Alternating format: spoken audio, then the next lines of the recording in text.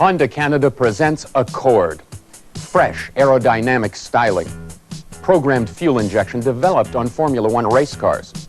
Road-holding double wishbone suspension. A spacious interior with room for 5. Comfortable but packed with features. For 1987, Honda has one of the best passenger cars on the road. Honda Accord 3-door hatchback or 4-door sedan in both the LX and EXI editions. Over the years, Accord just keeps getting better. Advanced engineering that translates into solid transportation.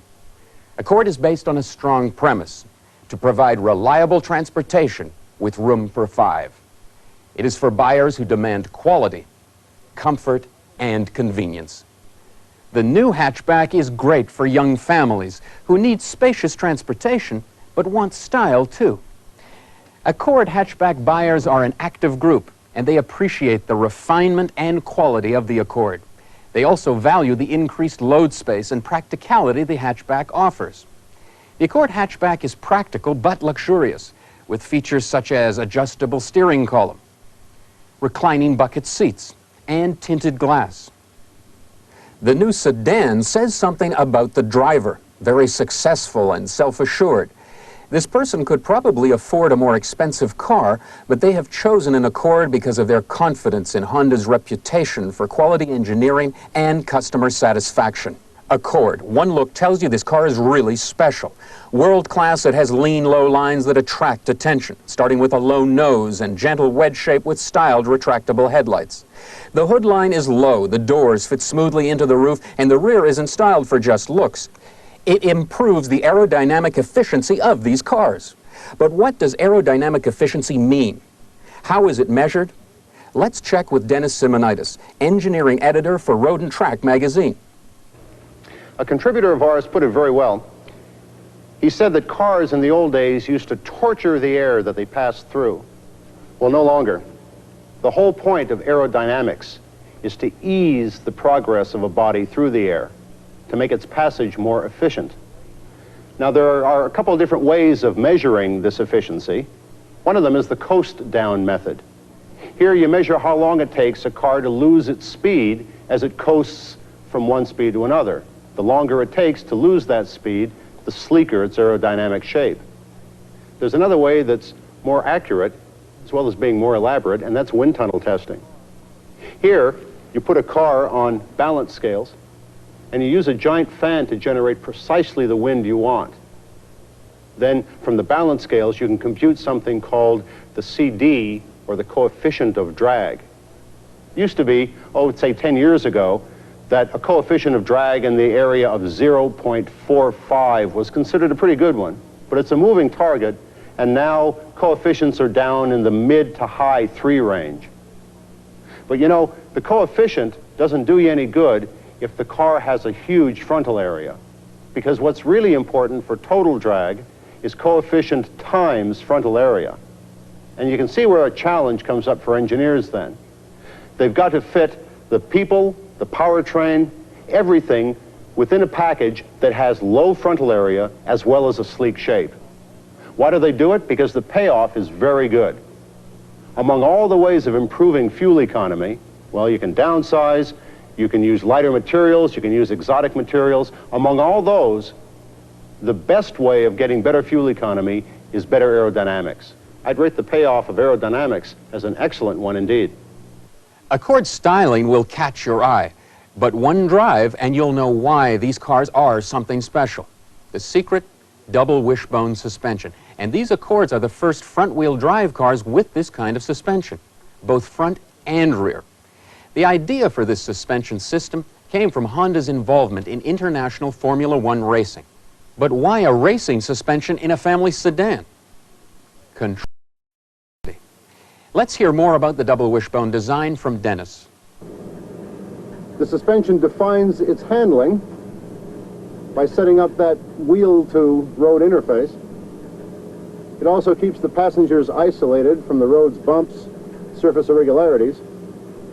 Last but not least, of course, it keeps that trunk from dragging itself down the street. What's really very special about the Honda's double wishbone suspension is how well it accomplishes these jobs. Let's take ride, for instance. Unlike McPherson's strut designs, the double wishbone suspension gives its shock absorbers no load-carrying responsibilities. This means the shock absorbers are left to do what shock absorbers do best, namely dampen the suspension movement. Now, the result of this is a better ride, a ride that's more finely tuned to smooth out the minor road jiggles. How about the handling side? Well, let's see. First off, a tire works best when it's perpendicular to the road surface. Now, on the other hand, a car leans as it corners.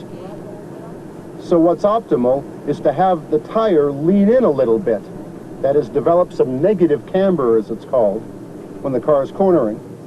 Well, this is exactly what the Accord's double wishbone setup does. At the car's front suspension, the caster is designed to give it enhanced straight line stability. Caster, you recall, is that self-centering action of a front suspension. Well, with the double wishbones, they're angled in such a way that the caster angle increases as the suspension rises. This gives increased straight line stability, and it improves the steering feel in cornering as well. As a last element of handling, I should mention anti-lift and anti-dive. Here, the wishbones are angled in such a way that braking forces themselves generate a downward force at the rear and an upward force at the front. This counters that natural tendency for the car to dive on heavy braking. Oh, and about that trunk and keeping it off the street, the double wishbone suspension is a very compact one, and with the extra room, Honda's made the trunk a bit bigger. The 1987 Accord. It is something to look at, and on the road, it really handles. Now, let's see what motivates these machines. The base engine in the LX and the hatchback S Accord is a 2-liter, 4-cylinder, single overhead camshaft engine. It features a 3-valve aluminum cross-flow cylinder head with 2 intake valves and 1 exhaust valve per cylinder, which allows more power at high RPM. The long-stroke design has excellent low and mid-range torque. On the road, that means the Accord pulls smoothly and strongly from the lowest speeds. This engine also features a special heater, which helps vaporize the fuel mixture for fast starts in cold climates. Plus, it improves the fuel economy. The EXI has an engine equipped with Honda's programmed fuel injection system. This fuel injection system is truly state-of-the-art.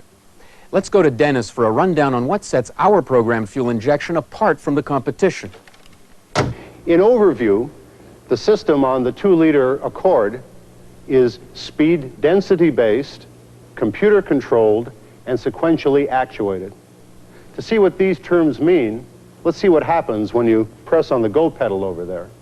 First, there's a throttle sensor that recognizes you're requesting more power, and it signals the computer to get ready to inject more fuel. There are 2 sensors in the engine that tell where and precisely when to inject that fuel. The computer also figures out the engine RPM, and it uses this as half of its speed density information. The other half comes from 2 other sensors. One of them measures manifold pressure, and as you know, manifold pressure is related to engine load. This also gets fine-tuned by another sensor that measures atmospheric pressure. Once the computer knows engine load, and it already knows engine RPM, it can decide how much fuel needs to be injected. Who cares about all this? Well, we do. In these days of emission controls, fuel-injected engines run more cleanly, more efficiently, and more crisply than their carbureted counterparts. After all, they're a lot smarter. Now that we all know a little bit more about Honda engineering, let's compare the 1987 body style. Up front, both models share similar styling. But at the rear, the hatchback has a long, sloping hatch with more cargo space than ever before. The 4-door sedan's rear window is less vertical than before. And notice the trunk deck height. It's designed like this for better airflow, and inside, the benefit is more space. Take a look at this rear window. Right here is a little indentation.